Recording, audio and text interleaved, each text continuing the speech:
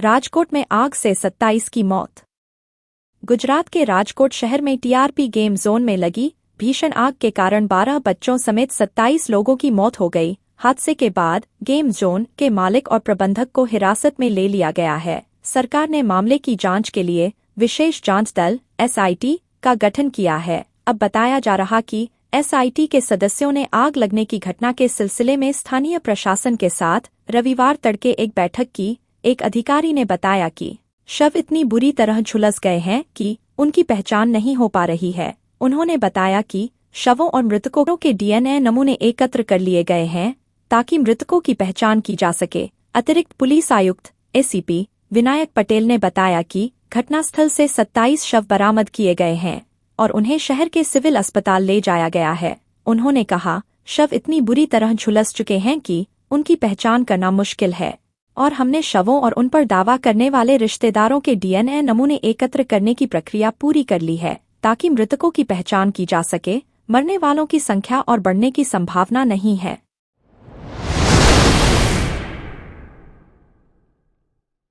घायलों से मिलने पहुंचे गुजरात के सीएम।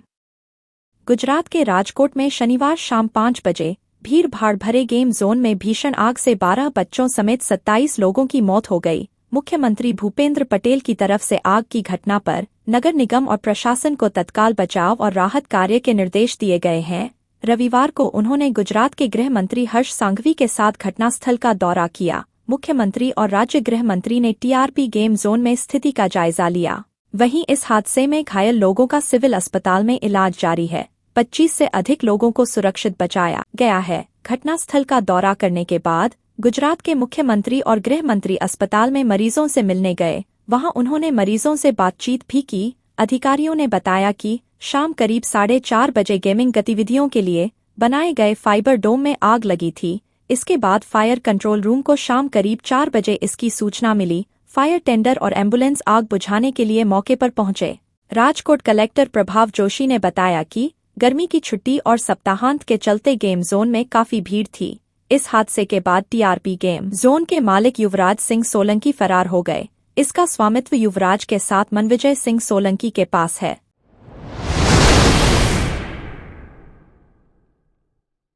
एक 112 पर नहीं लगी कॉल, चौकी पर जाकर देनी पड़ी सूचना। लखनऊ के इंदिरानगर के सेक्टर 20 में शनिवार सुबह बदमाशों ने घर में घुसकर रिटायर्ड आईएएस की पत्नी की हत्या कर लूटपाट की वारदात को अंजाम दिया। हत्या और लूट की वारदात की सूचना देने के लिए कई बार पुलिस कंट्रोल रूम का नंबर लगाया, लेकिन नंबर नहीं लगा। दरअसल रिटायर्ड आईएएस देवेंद्र ने कई बार 112 नंबर डायल किया पर रिस्पॉन्स नहीं मिला। आखिर में उनके ड्राइवर रवि ने रिंग रोड पुलिस चौकी पर पहुंचकर घटना की जानकारी दी। इसके बाद चौकी के पुलिसकर्मी और फिर अफसर मौके पर पहुंचे। गोल्फ खेलकर देवेंद्र घर लौटे थे तो मुख्य गेट खुला हुआ था। अमूमन ऐसा नहीं होता है। वहीं पहली मंजिल का दरवाजा जो अंदर से बंद रहता था वह भी खुला मिला। इससे उनके मन में शंका आई। जैसे ही वे भीतर गए तो देखा मोहिनी मृत पड़ी हैं। देवेंद्र चीखने चिल्लाने लगे। आवाज सुनकर नीचे से रवि ऊपर पहुंचा। दोनों मिलकर 112 नंबर डायल करने लगे, लेकिन मशक्कत के बाद भी नंबर नहीं लगा। तब चौकी पर जाकर सूचना देनी पड़ी। जहां घटना को अंजाम दिया गया वह गेटेड सोसाइटी है। कई बड़े अफसर रहते हैं। ऐसी सोसाइटी में दिन दहाड़े इतनी बड़ी वारदात को अंजाम दिए जाने से लोग दहशत में हैं।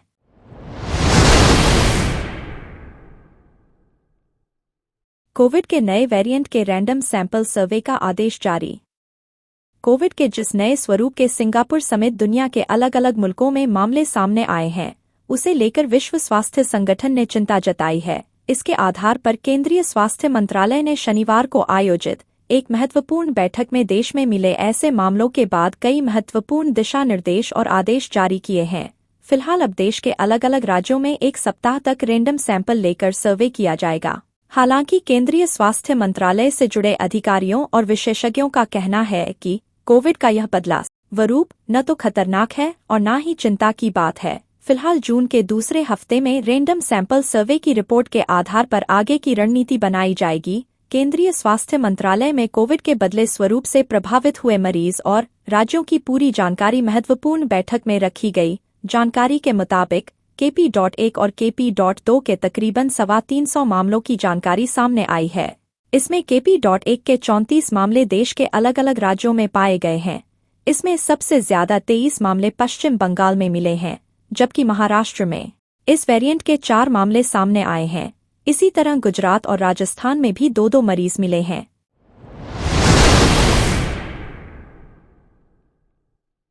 रेमल चक्रवात नियंत्रण के लिए पूरी व्यवस्था।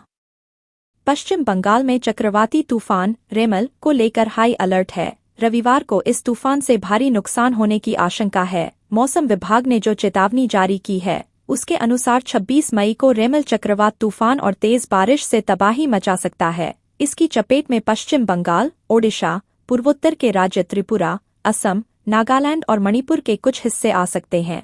मौसम विभाग ने केरल, आंध्र प्रदेश और कर्नाटक जैसे कई दक्षिणी राज्यों में भी 28 मई तक भारी बरसात होने की चेतावनी जारी की है। कोलकाता एयरपोर्ट पर सोमवार सुबह तक उड़ानों का संचालन निलंबित किया गया है। इस तरह के चक्रवाती तूफान में जानमाल का भारी नुकसान होता है। रेमल से पहले तोक्ते, यास, फनी, तितली, गाजा, बुलबुल व बिपरजॉय भारी तबाही मचा चुके हैं।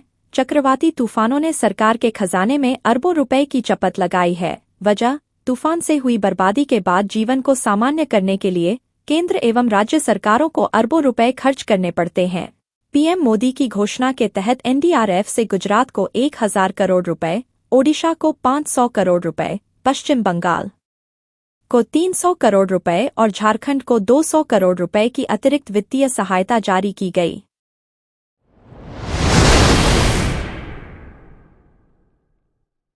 सड़क किनारे पेड़ न काटने के आदेश जारी।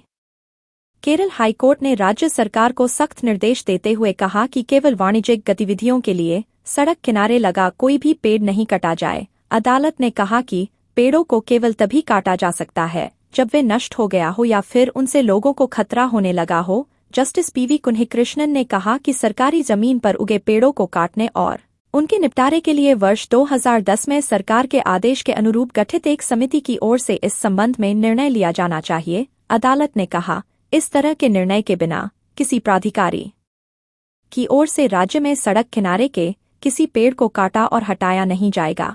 इस प्रभाव से राज्य के मुख्य सचिव जरूरी आदेश जारी करेंगे। हाईकोर्ट ने केरल सरकार को हिदायत देते हुए कहा कि बगैर पर्याप्त कारण के राज्य में सड़क किनारे के किसी पेड़ को काटने और हटाने के अनुरोध को मंजूरी न दी जाए। पेड़ पौधे पशु पक्षियों को ठंडी छाया, शुद्ध ऑक्सीजन और आश्रय देते हैं।